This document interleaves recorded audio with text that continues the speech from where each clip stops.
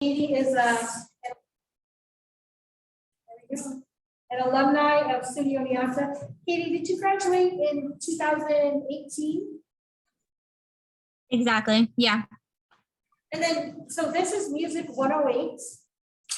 Just so you know, what year did you take that class in your? I don't know if I did actually, because I studied abroad in 2017. So a lot of my like core classes that I would have taken or should have taken per se, I took in London. So I don't know if I don't think I took this one specifically. Okay. Didn't you intern with Emily White?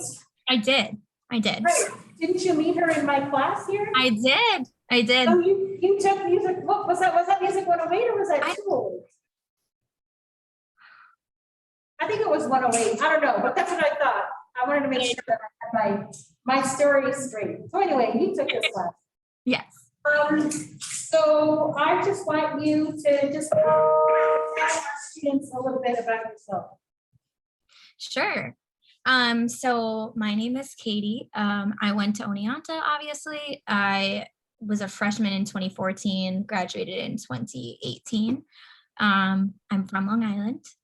I always knew I wanted to work in the music industry since I was probably maybe 13 or 14. I loved and idolized Sir Justin Drew Bieber very, very, very much. And kind of that opened my eyes to a music industry actually existing rather than just being a fan.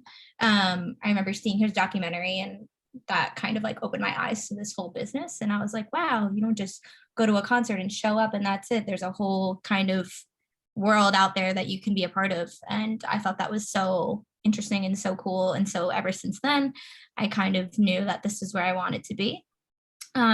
So when I was looking for colleges and stuff, I was looking all over. My top two choices were Syracuse and Oneonta. I was waitlisted at Syracuse, which is a fun fact, but I ended up being with all people that were in the Syracuse program that I applied for. So I think you all get where you need to go anyway. It doesn't really matter where you go, but yeah, so I loved Oneonta, obviously. I miss it very much still to this day. I went in as a music industry major. I minored in business communications just to give myself a little bit more of an edge in the business world. I also was in pitch slacks when I was in Oneonta, which was one of my favorite parts. And then, yeah, so I started interning going into my sophomore year, I believe. So in 2015, 2016, my first internship was at Roc Nation, which, if you're unfamiliar, is Jay-Z's record label and management company in New York. So I interned there. I was an A&R intern, which was really fun. And I kind of just did a lot of shadowing of an A&R director there. And I loved that internship and I did very well there that summer. So they asked me to come back and intern at Tidal, which obviously is a digital streaming platform that also works very, very closely with Roc Nation. They're actually in the same building. So I went back the following summer. I interned at Tidal, which I also really enjoyed. Kind of learned different aspects of the business there, and then went back to school in the winter. And that's where I met Emily White in Nancy's class. Kind of spoke with her, and she owns a small management company. So I basically was like, can I please intern for you? And she was like, sure. So I interned for her for my whole last semester at school, senior year. And that was really hands-on. That was probably the internship where I learned the most because I was basically a full-time intern. And I learned a ton about management, and management I think is the best area to intern in because you're so all over every aspect, and it's just a really good segue into the business, I think. So it's just a fun little tidbit. But yeah, so then I interned with them. I graduated Oneonta. Like I said, I also did a brief semester abroad in London and took some music industry classes there as well. And I graduated in 2018. I did a bunch of temping for a year or two after college. I did quite a few jobs, but a few of them one of them was Song Trust, which is a publishing part of the industry underneath Downtown Music Publishing, if you guys are familiar. I did that for a few months. I temped at Mom and Pop Music, which is an indie label. They have like Courtney Barnett and Tash Sultana, just a few if you guys would know. That was really cool. I was a marketing temp assistant there for a few months. Then what did I do? There's so many things. It's hard to keep track sometimes, but I also was at the Orchard, which is another distribution part of the industry. So I was like a temp receptionist there for a few months. Then the Orchard is part of like the Sony umbrella. So luckily my favorite temp job was at Columbia Records after that. And I was a publicity assistant there for like, I want to say 2 months.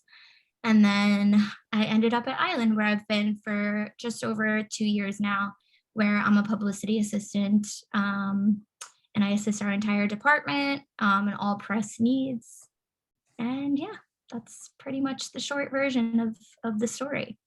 So the last 3 years of your life, basically. So I wanted to ask you, so in 2015, that was freshman, so you were basically considered a sophomore that summer. How did you get that Roc Nation internship? That is a good question. So I was like searching all over the internet, and I was applying for like the really high profile internships. I tried to intern for Scooter Braun like more times than I can count. I applied for that internship so many times. And then once I started realizing that it was like a little bit more difficult to get into those major league, so to speak, internships, I kind of was looking for like the lower tier ones. And I was speaking about it with my aunt, who used to work at Warner Brothers, not records, like the film part of, or TV part per se, of the industry. And she had a friend that worked at, I want to say Sony, and he put me in touch with the Roc Nation team. So it's definitely a lot about who you know, and not necessarily know on a deep level, but as long as you can kind of put yourself out there, I think it's so helpful if you can just find those little connections that get you your foot in the door. So that's a great story. I agree that relationships are everything in this business. It's a relationship business. So I'm curious though, what was on your resume? What types of jobs had you done before you did that internship? So at that point, I hadn't really done any music related jobs. I can't even remember. I feel so old, even though I'm only 25. I worked at Walgreens for a year. I worked at a nonprofit organization for this camp I used to go to as a kid. It's for kids with cancer and their siblings. They go to Sweet Boy camp for a year. So I did that. I just did a lot of like stuff that I kind of, I'm trying to think, I really like tried to emphasize like organizational skills and like just responsibility in general. As long as you have that for your first internship, like I think it's pretty solid. No one really expects you at your first internship to have a ton of music industry experience. But what I think also helped was majoring in music industry at Oneonta. Like I know it's become more, I don't want to say popular, but more common the older we get. But I think at that point it was still like, I remember people reading my resume and being like, wow, you major in music industry, how exciting. I never knew that was a thing. And I'm like, yeah, here I am. So I definitely think that helped too. And being a part of like clubs at Oneonta, that kind of like boosted my resume as well. Yeah, so I think that your customer service skills also played a role in that. I'm glad that you talked about organizational skills and also that you had some sort of responsibility. So can you talk about the clubs that you belonged to when you were on campus?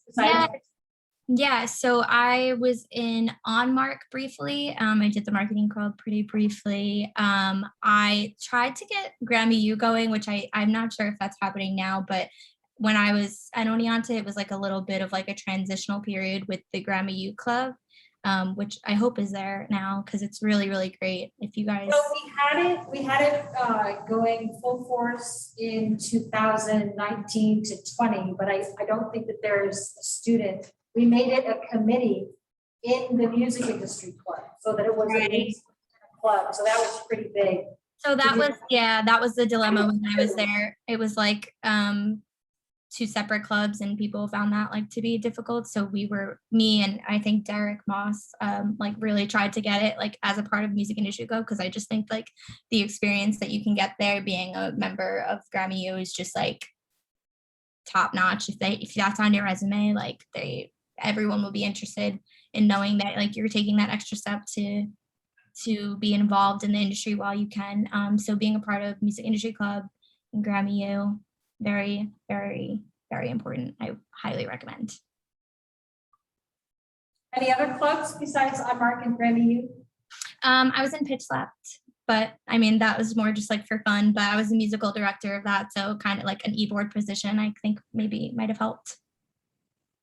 Yeah, so those leadership roles, being on the e-board of clubs, also, I think is significant. Exactly. Yeah, I think it just like shows that you kind of like take that extra step. Like obviously Pitch Slap was, for fun and it always was, but I think it was like nice to show that I took an extra step to be a leader within the group to like keep it going and keep it on track. Yeah, so what was that like for you, that transition from student to alumni, graduating and getting out to the workforce? Well, at first it was tough because I think I don't think that it's really communicated to students, especially in the music industry, that like I had a lot of friends that were in the like business world, but it was more like an accounting world, a finance world. And a lot of those jobs, like you come out of college with a job, you have a job interview in, let's say, like November or December of your senior year, and you get a job. And the music industry is very much not like that. And I don't think anybody really told me that. So I was a little bit discouraged upon graduation, and I didn't have a job lined up. I was like, I had all these friends that had all their ducks in a row, and I did not. But I think that's just the way that the music industry works. It's very much like what's available right now. So that was a little bit tough, but like I would say like my biggest piece of advice would be to say yes to everything, because of course when you graduate, no one dreams of being a temp, for however long I did that for. But I wouldn't have got to where I am without doing that, because it allowed me to like meet all different people, and it also allowed me to like see what I do and what I don't like, because I'm in the publicity field, and I don't think I ever dreamed of being a publicist, but now that I'm in it, I really like it. And there were other things that I did that I was like, I definitely do not like this, and I'm going to look elsewhere. So the transition was tough, but it got me where I needed to be. So say yes to anything that's thrown your way. Even if you think it won't be up your alley, try it. And if it's not, it's not. But I say try anything and it's a really competitive field. So whatever you can get, just go and take it. That's my advice. So did you have just 2 internships? I did three. So I did Roc Nation, Title, and Collective Entertainment, the management company. And which were paid? None of them.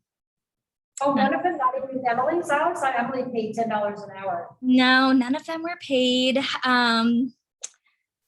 It's which I've noticed. I'm in a lot of like networking groups and things like that, and I see a lot of postings for internships, and a lot of them are paid now, which I think is amazing, because I know that I was in a position that I was lucky enough to be able to still intern and not be paid. I mean, unfortunately, I had to work every other day that I wasn't interning to make a little bit of money, but luckily, like I live on Long Island, so I was able to commute to the city. And with the management internship, I worked remotely from Oneonta, and I had a pretty light schedule my senior year last semester, so I was able to kind of balance both of them. But none of them were paid, which was tough for sure. So did you have any type of a transformative experience at Oneonta?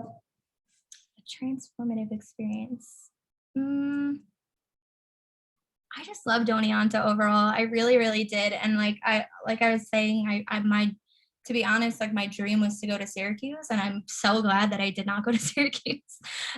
Because like I just think that like being in Oneonta was just so, it was so awesome, and like the music community was great. I just think that like like being able to specifically major in music industry and take classes like the way that we did is really hard to find anywhere else, honestly.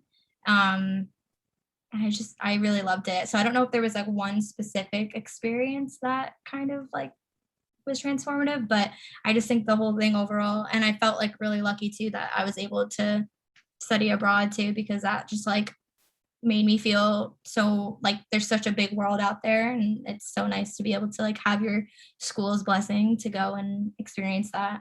So I think studying abroad was also amazing too. Well, that's great. I'm glad. I agree. I think studying abroad is life-changing. It really was. So do you have, it seems like, let's talk about the temping. So you had some pretty great temp jobs in the music industry. Is there one company that you worked for that was, did you know they were going to send you out to music jobs? Or I'm trying to think in terms of timeline. I think Song Trust was the first one I did.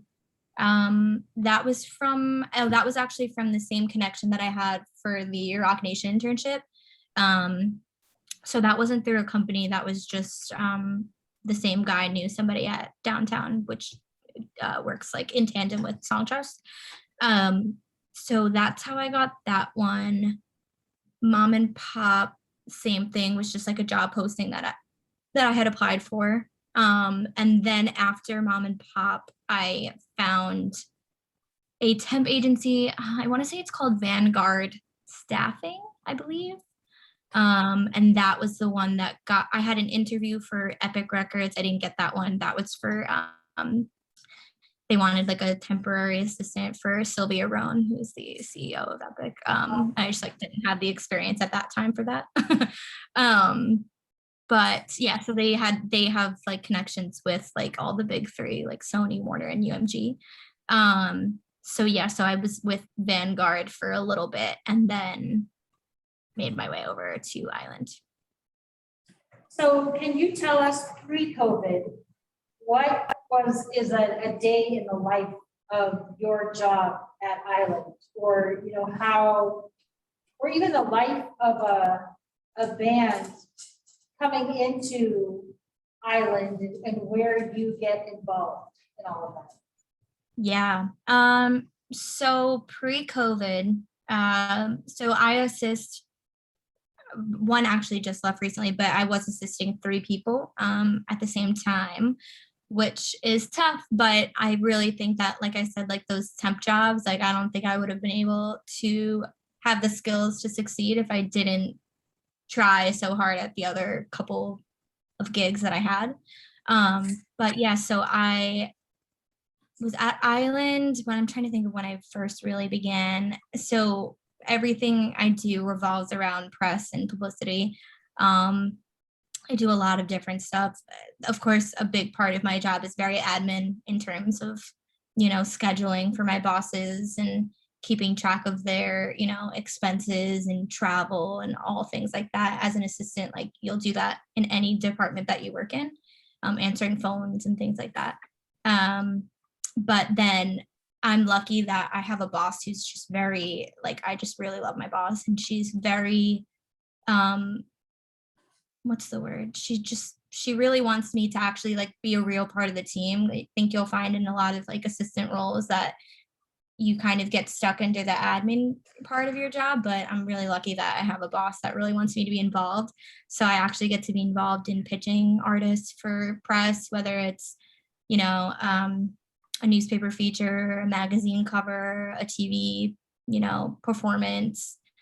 A big part of my job pre-COVID too was tour pitching. So I did all tour press for basically all of our artists.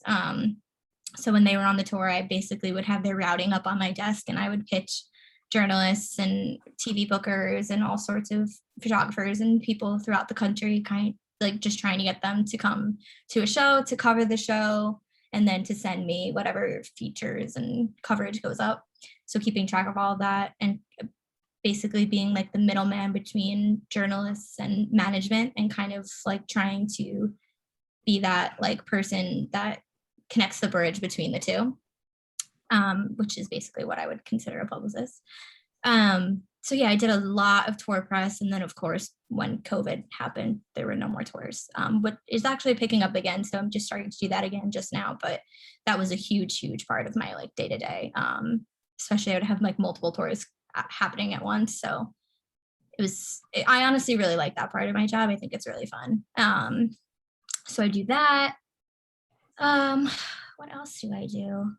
It's just a lot of like networking is what like publicity really like revolves around. It's keeping those like connections in terms of like top tier artists and lower tier artists. Like you can always like use like your top tier artists to kind of like get those really good looks for like your more rising star artists, which I think is really exciting and fun. So it's a lot of just like keeping that relationship alive. And that was hard with COVID too, because you weren't actually seeing people.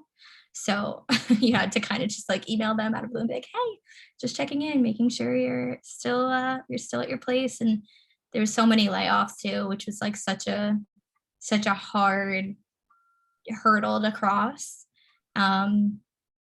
You know, it was just tough, but everything press related, I would handle. I was really in the thick of it with my team, which is really nice. And it makes me feel like I'm set up in a really good position to like become a publicist on my own for sure.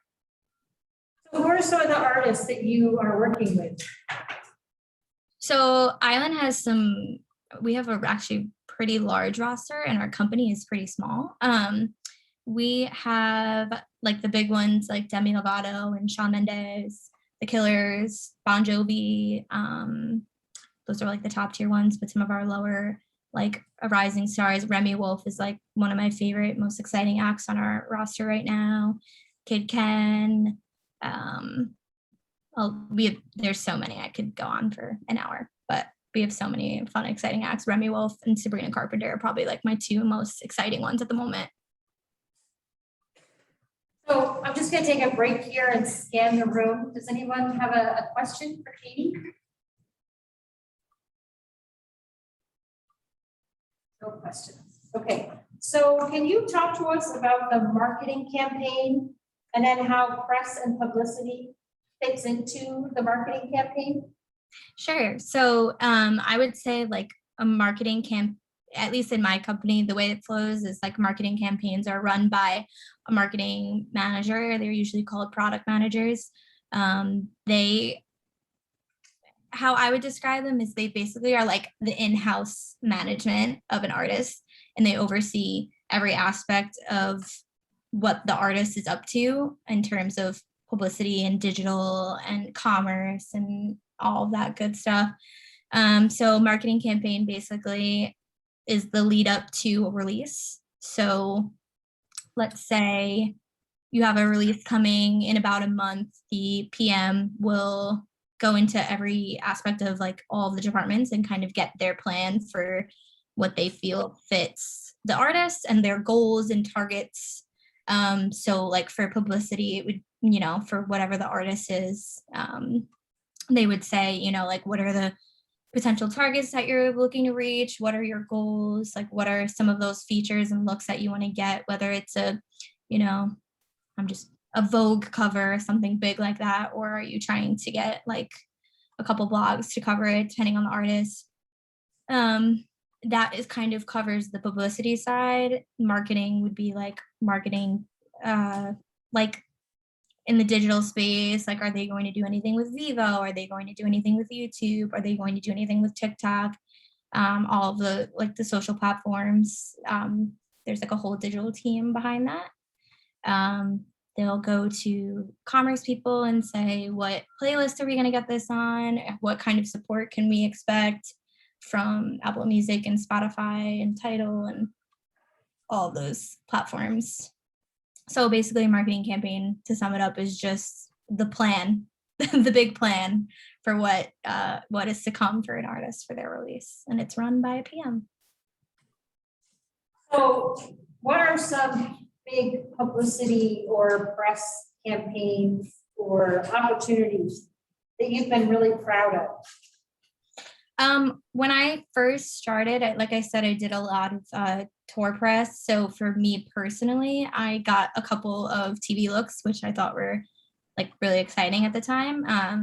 I got Dean, I don't know if anyone's familiar with any of these acts, but Dean Lewis was one that I worked on pretty heavily. I got him on a couple of TV stations throughout the country. I think and we're going back now, but I got him in like Seattle, Chicago, I want to say somewhere in Austin, perhaps. Same thing with this band Public, that is actually managed by Kevin Jonas Sr. And I love the Jonas Brothers. I'm seeing them tonight. So getting to work with them was awesome. And I would, email. So, Katie, I'm just going to interrupt you. The tour manager for the Jonas Brothers is the SUNY Oneonta alumni. Oh, you're kidding. Oh, her name is Samara. I should connect you guys. Oh my God, you should. I'm literally going to their show tonight in New Jersey. And then Eric Lentz from CSAC, he handles their catalog. Incredible. I love the Jonas Brothers. Like, I love them. Them and Justin Bieber are like my two peeps. But yeah, getting to email with their dad was definitely an accomplishment. And he would call me and I would just play. But I'm trying to think of others. It's hard when you're an assistant because you're kind of just like assisting really heavily on a lot of these campaigns, so you can't really take credit for like a lot of the things that come in, but you can make sure that they get across the finish line, and that's basically what I do in virtually every press look that comes through Island's doors, essentially. So how has press changed during COVID and coming out of COVID? It's changed so much.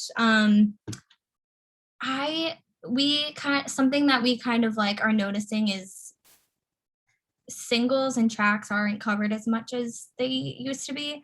They're mostly, and I don't know if like you guys, press has changed so much since in the past like 20 years. So it's really such an ever-changing thing. But a lot of like single coverage and track coverage, it just ends up being like a roundup feature, which would like a New Music Friday, for example. You don't really, it's harder to pull in like a full page feature on like singles and tracks. A lot of journalists and writers are very focused on like a project, like a bigger project. I've noticed in recent, like past COVID, and just the bandwidth, like it's starting to pick up again now, but like the bandwidth during COVID was just really rough, like really, truly rough. Like every company in every industry was, struggling. And I think that like press, it's hard to, when nothing's really going on, it's kind of hard to write about stuff. So writers were kind of struggling to put their stories anywhere, and we were struggling to get any coverage on releases because there wasn't a lot of writers and journalists to cover it. So that was tough. But I've noticed like a difference as of like lately because it's really starting to pick up again. So that's good, thank God. But yeah, it's been changing like constantly.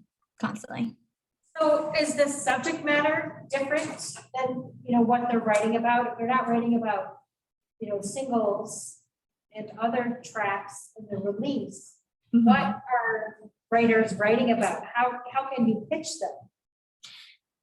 That's a good question. You want to make pitches like as exciting as you possibly can because you want it to be read. You don't want it to be ignored in an inbox. But the subject matter, I wouldn't say the subject matter is any different. It's more just the way that things are being covered. I think that like, it's just not, you used to be able to get like a full page feature on a single or a track, and now it's just like a lot more, it's more of a feat to get that, I think, just because of a lot of like the bandwidth at these companies is just like a lot smaller than it was before. And advertising dollars are probably right. low. Yeah. So there's pace or. Yeah, and or- that's a good point too. I've been noticing a lot of, not, I shouldn't say a lot, but the lower tier like press pages like are doing what we would call like pay to play. So they want you to pay for like features and things like that, which is really quite interesting. And we obviously don't do that, but like if you're like an indie publicist, you're not like associated with a major label, like you could pay to have your artist covered, which is interesting. Yeah, or buy an ad in their magazine or on their website. Yeah.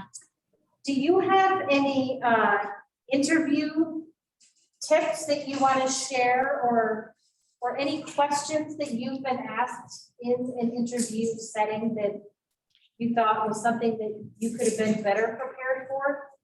That's a good question. My main advice for job interviews is like to exude confidence the best way that you can. And I know like it's difficult. I'm definitely consider myself like an anxious person when it comes to interviewing, but I think the best thing that you can do is just like give off the front that you're extremely confident in your ability and your capabilities, and you want to make yourself sound like you're irreplaceable, and because you probably are.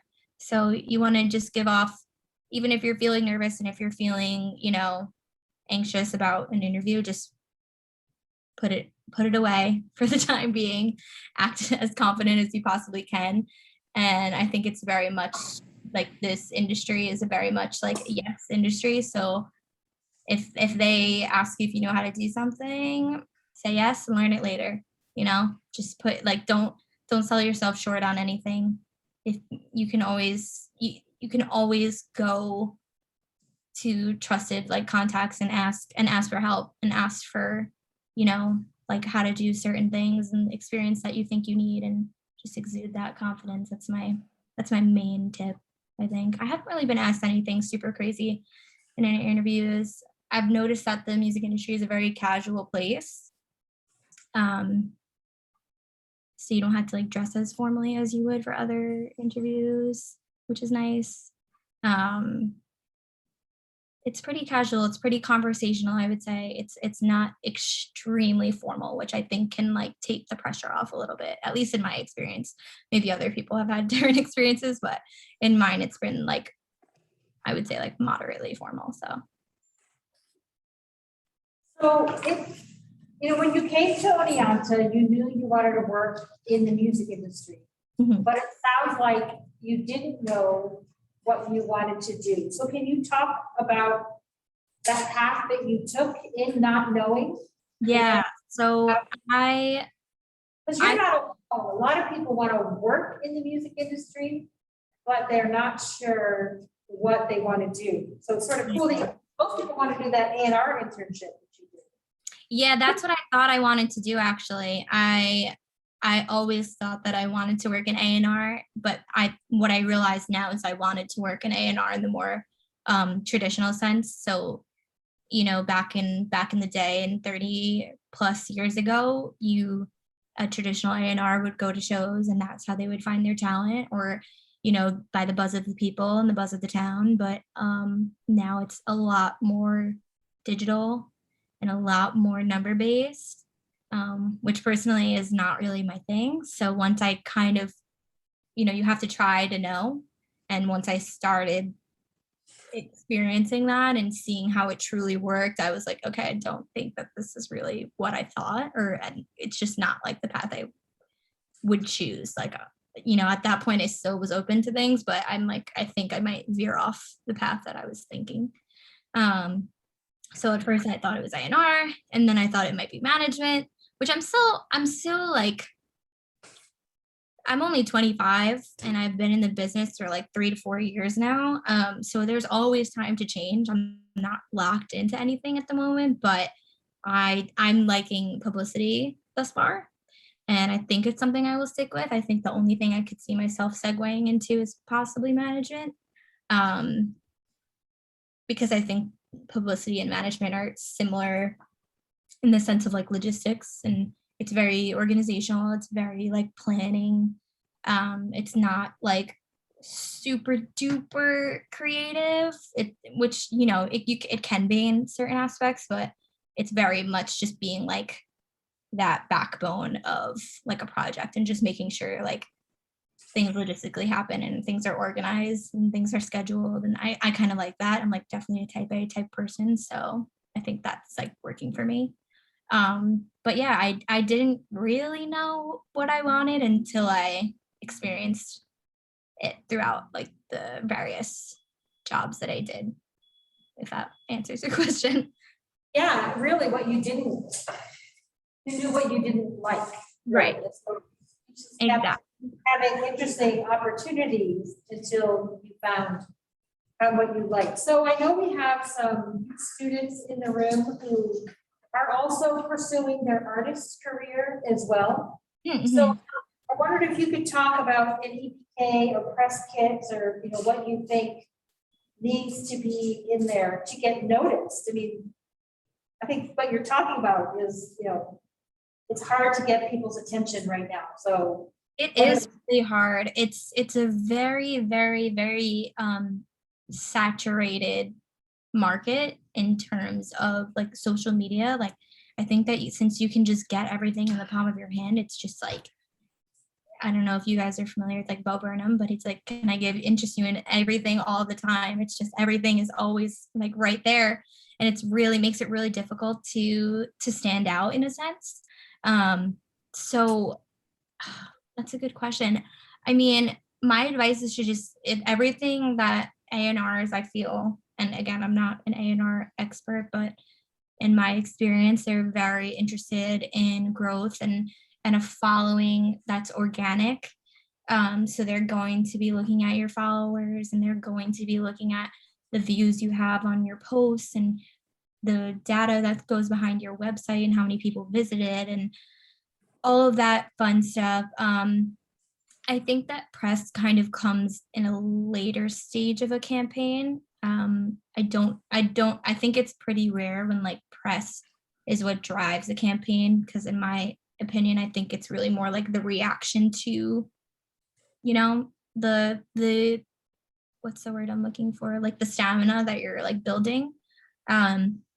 So I'm not sure that like for a budding artist, like press is the main thing. I think it's more of like an organic following, an organic fan base, growing follower counts, having a steady like social posting schedule, sort of, just kind of like having really good engagement in terms of like your followers and your likes and things like that, which, it kind of makes me sad that I talk about this kind of stuff, because I think that, like I was saying, like I was so interested in A&R in the beginning, because you go to a show and you're like, this person's amazing, I'm going to sign them, I'm going to make them a star. And there's just so much, because of the saturated market, there's just so much more that goes into it now. And so I think it's a very numbers game in the beginning, at least, in my opinion. Yeah, so that's really interesting that it's really the social media stats that are in that, a video or your bio or those types of things have sort of gone by the wayside. And TikTok is everything at this moment in time. And that may change. TikTok may cease to exist in 3 years, who's to say, but it is everything right now. Everything. I don't think I go a single day without talking about TikTok in a meeting. So if you're not on it, get on it. If you don't like it, start to like it. Figure out those best practices and get on the train, unfortunately. You have to talk with how do you train your artists to be on TikTok?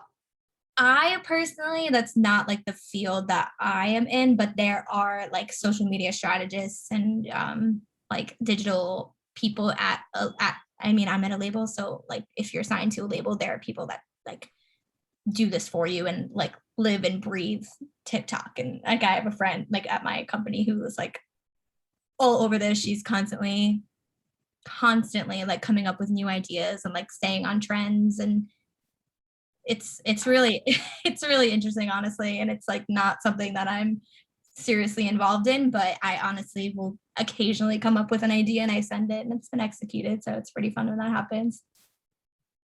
So what are some of the tools that you use to do your job? Organization is like the biggest thing, especially if you're an assistant when you're starting out.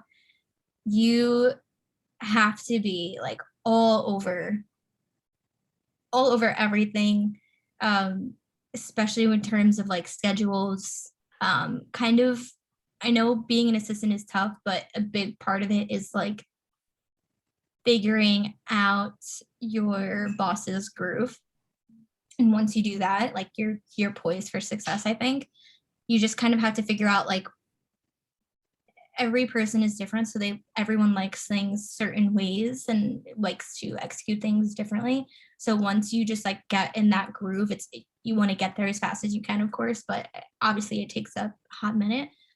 But getting in that groove with your boss is like key, and the faster you can do that, like the better off you will be. And it's just being super organized. For me, like I have a notebook next to my desk every day, and I kind of like write out a to-do list. I have like little different groups of how I do things, but I'm always writing out a to-do list, and I've been at my job for 2 years now, so I know my boss is like the back of my hand. But when I was starting, I kind of like took mental notes of things that they liked and disliked, and kind of like figuring them out as people. It's really helpful because if you can anticipate their moves, then you're an irreplaceable assistant, I think. So like you kind of just want to like get in that vibe with your boss the fastest that you possibly can. So do you guys use like a Microsoft Teams suite? Are you using? We use Outlook, and we use Slack. So Slack is like our group chat for the company, and then Outlook and calendars is like our email and calendar type things. Did you learn Slack with Emily? Oh yeah, I did actually. Mm-hmm. Yep. Yeah. So basically like professional GroupMe. So if you can use like GroupMe or anything like that, it's really easy to pick up. and then are you writing also in your job? Yeah. A big part of it is also writing press releases, and pitches too, of course. Pitches is more like casual language, but press releases I write constantly as well.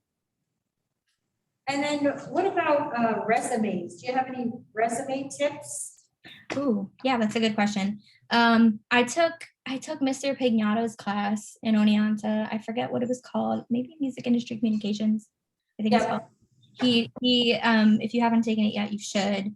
He does a really good like segment of the course about resume building, which is really good. But like my basic tips are, especially in the music business, is making it like sort of creative, not necessarily busy. You don't want it to be like too crazy, but give it a little bit of a creative edge. It's not like this isn't like your everyday like best job, especially if you're looking to go in like the more creative aspects of the industry. Your resume will stand out if it's like a little bit more creative. Always use like the keywords that are in job description. Like I'm just thinking off the top of my head, but if there's like a description that says like you need to be proficient in Microsoft Excel, or you need to be proficient in Photoshop, like make sure that those keywords are on your resume somewhere, and you can kind of like formulate your resume based on your job like application, but make sure that you have those like key buzzwords, because a lot of times in these bigger companies, your resume kind of gets put into like a system before a human being even looks at them. And you want to make sure that you make it to that round where it's looked at by a person. And then do you have internships available at Island or in your department? So not currently in my department, or really I would say the company, only because we're still working from home. But when we are going back, we will be looking for interns. My company specifically, I'm sorry, I meant to say my department. We hire full-time interns we'll usually look at the schools that have like the co-op programs, so that they're home for like 6 months, because we like really like our specific interns to be like a part of the team, and that's like difficult while they're still in school. But that's just my department specifically. But UMG as a whole will hire like you don't have to be in like a co-op program, if that makes sense. So do you hire a lot of Northeastern students then? Both of my former interns are from Northeastern. Yeah, so fall and spring would be basically full-time. And what about the summer? Yeah, well, they're like, I'm not really 100% sure how theirs works, but they are available in the fall and the like summer as well. So I'm not really sure, but UMG as a whole definitely takes like summer interns and winter interns and things like that. Yeah. And then how about tips for success just overall? You know, what advice could you have used? I know, you know, that getting a job is tough. It is tough. Try not to get discouraged. It takes a hot minute, honestly. It took me a long time, and there were definitely times when I was getting really discouraged and I felt like, you know, my resume wasn't getting anywhere and nobody was really looking at it. And I was just getting rejected before I was even getting interviews, and it was getting really frustrating. But don't get discouraged. It's a really competitive industry, but you will find your little niche. You really will. Just stay persistent. And like I said, like take any opportunity that comes your way. Try not to be picky, especially in the beginning. Because you never know. I never like thought I would be interested in publishing, and it turns out I wasn't, but that's how I got to Columbia, and Columbia got me to Island. And, you know, you can take those steps to get you to where you want to go. And every experience is a learning one. So say yes to everything. If you get invited to a show, go to a show. If somebody invites you to a dinner, go to the dinner. If somebody, you know, calls you and asks you for advice, pick up the phone. Like just take every opportunity that comes your way, because you never know where it's going to land you. Hey, I'm going to ask again. Does anybody have any questions? So the idea of those temp jobs. So were you in those positions while they were interviewing to fill them? No, actually none of them really. The last one I did at Columbia, they had an intern that they loved, but he was still in school. So they needed somebody for like a month or two before he graduated, because he couldn't start like full time. And when I was like, I did a good job for them, and they were like really disappointed when I had to leave, because they were like, we already hired our intern, but if we knew you were this good, like we could have had a conversation. So that was the only time that like somebody was already solidified, but the other ones, like I was a receptionist for like 2 months. The woman like went on leave. And then the other ones just weren't like permanent positions, but they weren't like interviewing for others either. Okay, well, also, if you ever have an artist who's coming through the area, even though they're not playing here, if they're going to Syracuse or to Buffalo, we're always happy to have them come by for Woney or the, you know. Definitely. Yeah, I feel like especially like the Albany, Syracuse area, I feel like people stop out a lot. So I'll definitely keep an eye out for that for sure. Okay. All right, well, Katie, it was really great to talk with you and to see you. I know we've been emailing a lot, and I appreciate you taking the time to talk to our students today. Of course, anytime. And if you guys like have questions, maybe at a later date or something, feel free to like DM me on Instagram or something, or if you want to reach out, feel free. Don't be scared. Don't be shy. All right. Well, thanks. And we'll talk to you again soon. And I'm going to have a good rest of your day. Yeah, we should talk before you go to that show. The Jonas Brothers. Oh, yes. I'll DM you. Okay. Bye. Take care. Bye-bye.